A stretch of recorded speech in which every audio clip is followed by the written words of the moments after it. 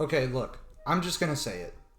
I think X-Men 97 is better than the original 90s iteration. Do with that what you will. Like, subscribe, comment down below, and tell a friend if you haven't. And if you're new here, check out the channel and let me know what you think. Now, let's dive into X-Men 97.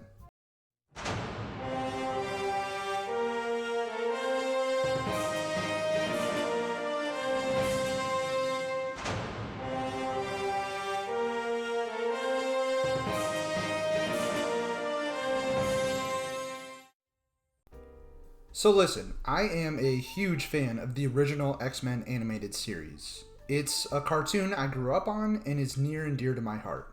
I actually just revisited it recently for the channel and did a whole review on it, so check that out if you want.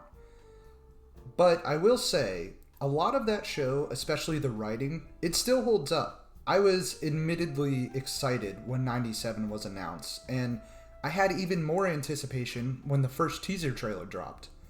I still had reservations, though, that it couldn't match the highs of its predecessor. Well, after the debut 10-episode season of X-Men 97, I have to say, I think it's better. But here's the caveat, because I don't want this to take away from the original. That series was revolutionary, and it deserves the praise it has received over all of these years. But I think 97 is better at no fault of the original series. So, allow me to explain my position.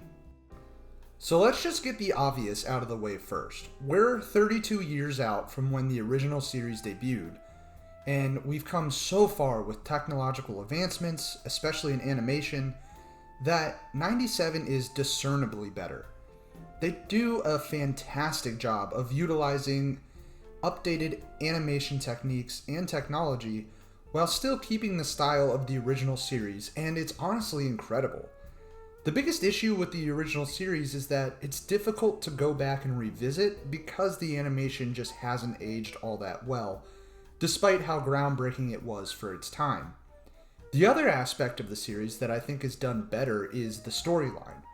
We had the pleasure of watching some of the best X-Men comic storylines like Days of Future Past and the Dark Phoenix saga play out on our TVs on Saturday mornings, and it was great.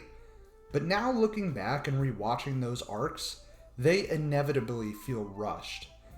Animation is different nowadays, especially in the realm of TV. In the 90s, animation was a medium geared more towards kids, and with that comes the fact that these series didn't play out like live action dramas. We would get 3 to 4 episode story arcs, and then some filler one-off episodes, and then another 3 to 4 arc, and on and on. It wasn't the style of that era to craft full season narratives.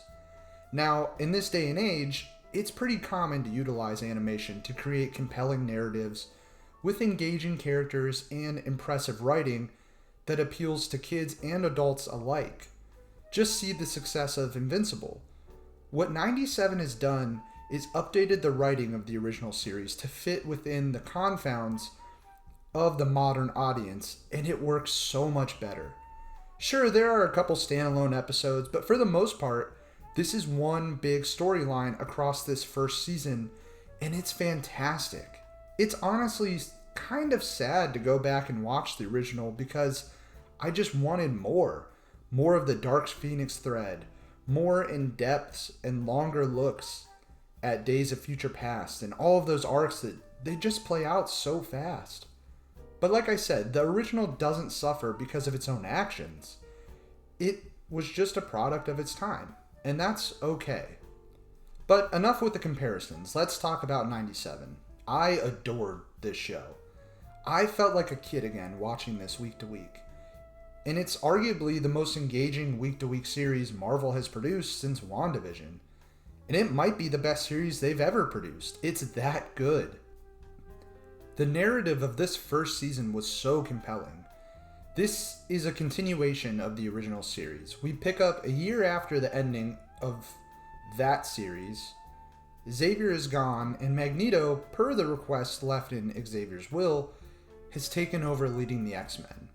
The team obviously has their concerns, having spent years trying to defend humanity from Magneto, but they accept the circumstances nonetheless. This aspect is great because it creates a lot of drama this season, with most of the team being skeptical of Magneto's intentions. Mainly Scott, who was understandably under the impression that he would take over the mantle, leading him and Magneto to continually butt heads throughout this season, as they never truly see eye to eye on what the X-Men's role in this world is supposed to be. We also are introduced to a secret love affair between Rogue and Magneto from years prior. It seems because of the power that he possesses and being such a high-class mutant that Rogue's abilities don't affect him like they do everyone else. This creates a whole love triangle between Rogue, Magneto, and Gambit that is played out very well, especially once Gambit is killed, sacrificing himself to destroy Master Mold. It's heartbreaking, leading Rogue on a solo revenge mission, infiltrating a base in Mexico, and finding Gyrich. Speaking of which, the attack on Genosha, probably one of the best episodes this season. It's rough. The Master Mold and Sentinels attack just decimating the mutant population. It also brought back Nightcrawler and in turn made him a main roster member going forward. And that was one of my gripes of the original, was that the roster never got updated or expanded. And it looks like that 97 has heeded those complaints and are going about fixing it. The villains this season are phenomenal. Not only does Master Mold return, but we also get the return of Mr. Sinister as well. Both serve as sort of pawn villains this season for the real big bad, Bastion. So here's where things get a little wonky. If you're not familiar with the original series, or if you're easily confused by time travel fuckery, this might not appeal to you as much. Bastion is a human sentinel hybrid created when his father was infected by Nimrod. So stay with me.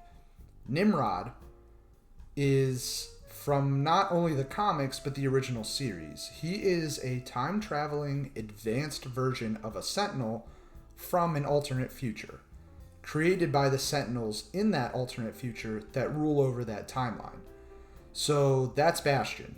Now, this whole season, while the team was distracted by Master Mold, Trask, Sinister, and their own interior drama, Bastion has been manipulating his pawns in the background as he creates human sentinel hybrids to eliminate and enslave the mutants on Earth to create a sort of human utopia. He really is the best villain this series has ever had, outside of Magneto. And again, to no fault of the original series, we just get more time with him.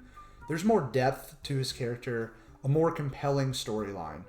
We even get more dramatic and engaging events like the massacre on Genosha.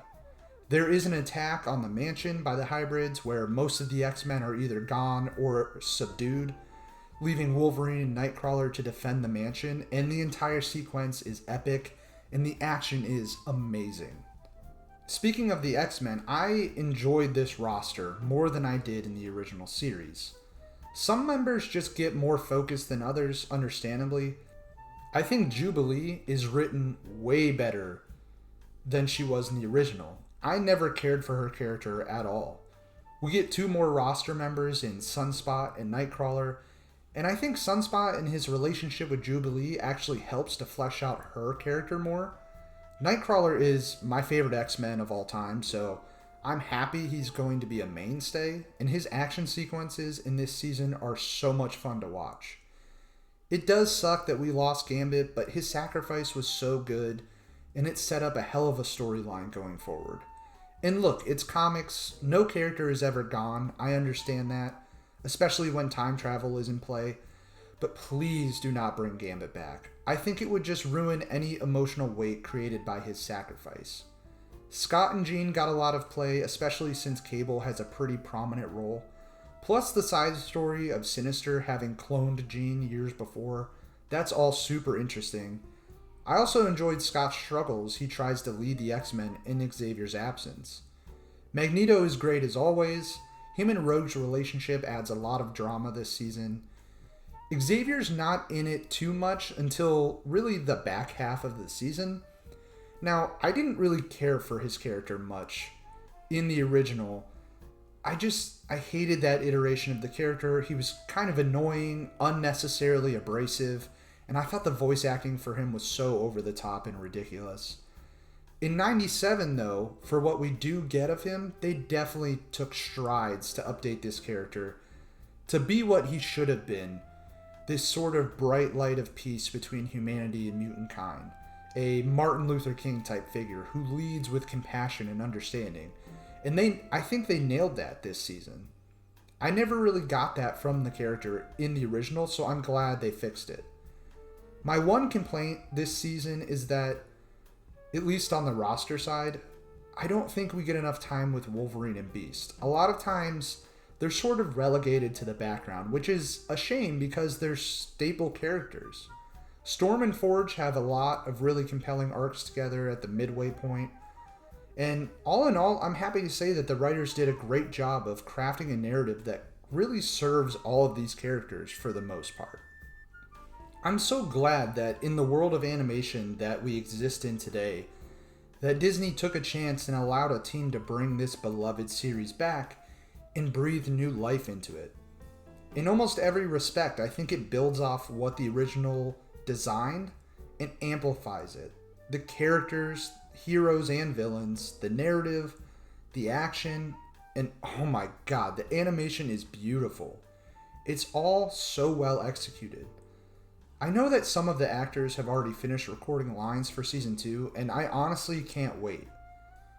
The one thing I will say, there is a part of me that wishes that maybe they would have just done a full reboot. All respect to the original series because I love it, but just imagining those core events like the Dark Phoenix saga, like Days of Future Past, just imagining those play out in a full season format with this writing team and this animation, it makes you kind of yearn for that.